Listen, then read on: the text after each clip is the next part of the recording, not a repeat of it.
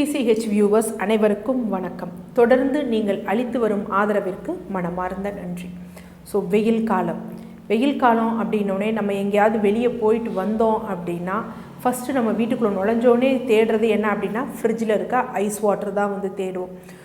அண்மையாக பார்த்திங்கன்னா டிவி நியூஸில் கூட இந்த வெயிலுக்காக போட்டப்போ ஒரு சகோதரர் சொல்லியிருந்தார், இந்த மாதம் நான் சம்பாதிக்கிற காசில் ஆக்சுவலாக அவர் வெளியில் ஏதோ டிஸ்ட்ரிபியூட் பண்ணுற வேலை பார்க்குறவர், நான் சம்பாதிக்கிற காசில் பாதி காசு என்ன அப்படின்னு பார்த்திங்கன்னா இந்த ஐஸ் வாட்டருக்கே செலவு பண்ணிடுவேன் போல் அப்படின்னு சொல்கிறாரு.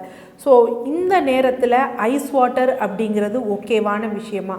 ஐஸ் ரொம்ப கூலிங்காக நம்ம ஐஸ் வாட்டர் குடிக்கிறனால என்ன பிரச்சனைகள் ஏற்படுது அப்படிங்கிறத தான் நம்ம பார்க்க போகிறோம்.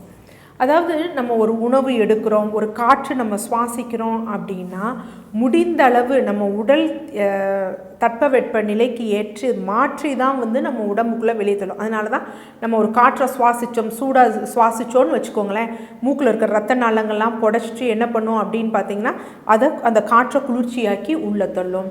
இல்லை வெளியில் வரக்கூடிய காற்று ஆனது பார்த்திங்கன்னா ரொம்ப ஜில்லுன்னு இருந்தது அப்படின்னா அந்த மூக்கில் இருக்கக்கூடிய ரோமங்கள் அந்த குளிர்ச்சியெல்லாம் இல்லை தூசுகள் எல்லாம் சுத்தம் பண்ணிவிட்டு இரத்த நாளங்கள் அதற்கேற்ற மாதிரி உடலை காற்றை சூடு பண்ணி இது பண்ணும்.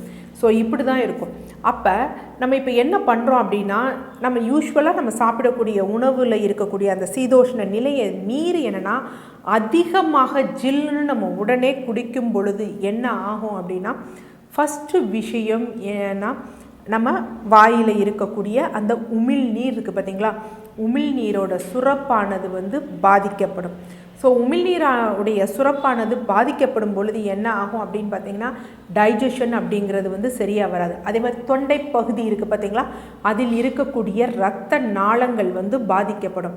இரத்த நாளங்கள் பாதிக்கப்படும் பொழுது என்ன ஆகும் அப்படின்னு பண்ணால் வலி, வீக்கம் போன்றவை, டான்சில்ஸ் போன்றவை ஏற்படும். அடுத்து என்ன அப்படின்னு பார்த்திங்கன்னா இங்கே இருக்கக்கூடிய தசைகளும் பாதிக்கப்படும். தசைகள் பாதிக்கப்பட்டு தாபிதம் ஏற்படும் பொழுது அவர்களுக்கு காய்ச்சல், ஜலதோஷம் போன்றவை. இந்த வெயில் காலத்தில் ஒரு வகையான ஃப்ளூ வரும். அதற்கு மெயின் விஷயம் காரணம் என்னென்னா அதிகமான குளிர்ச்சியான தண்ணீர் நம்ம குடிக்கிறதால தான்.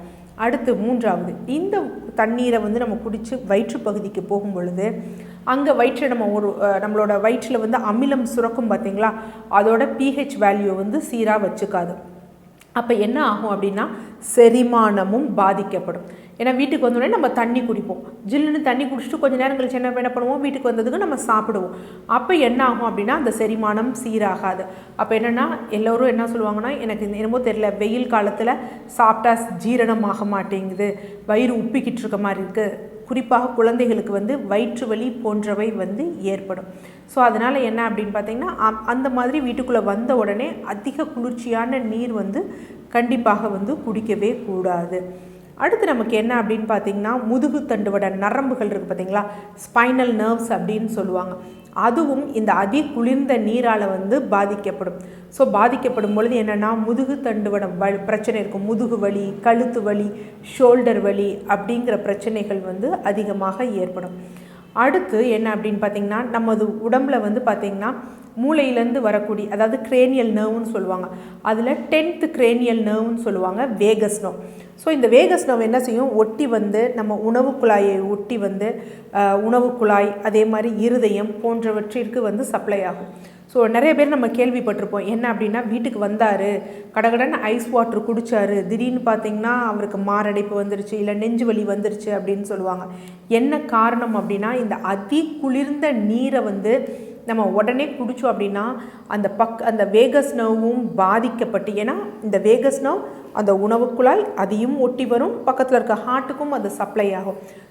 அது ஸ்டிமுலேட் ஆகி டிஸ்டர்ப் ஆகி என்ன அப்படின்னு பார்த்திங்கன்னா மாரடைப்பு போன்ற விஷயங்கள் வருவதற்கும் வாய்ப்புகள் அதிகமாக இருக்குது. அதனால் இந்த மாதிரி குளிர்ந்த நீரையை எக்ஸ்ட்ரீம் கூலிங் ஃப்ரிட்ஜில் வச்ச தண்ணீரை குடிக்காதீங்க. அதற்கு மாற்றாக என்ன பண்ணலாம் அப்படின்னா மண்பானை நீரை நம்ம பயன்படுத்தலாம். கண்டிப்பாக மண்பானை நீர் அந்தளவுக்கு உச்சபட்ச குளிர்ந்த நிலைக்கு போகாது. ஆனால் மண்பானை நீரில் நம்ம செய்யக்கூடிய தவறுகள் என்ன அப்படின்னு பார்த்திங்கன்னா மண்பானையில் அப்படியே தண்ணி ஊற்றிக்கிட்டே இருப்போம். அதை வாஷ் பண்ண மாட்டோம். ஸோ அப்போ என்ன அப்படின்னு பார்த்திங்கன்னா அதில் பாக்டீரியல் இன்ஃபெக்ஷன் வர வாய்ப்புகள் இருக்குது. ஸோ அப்போ என்ன பண்ணணும் அப்படின்னு பார்த்திங்கன்னா மண்பானையை நல்லா ஃப்ரீக்வெண்ட்டாக கழுவி வச்சிடணும்.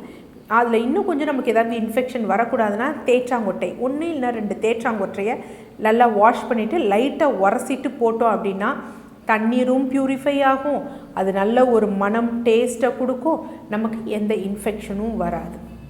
நன்றி.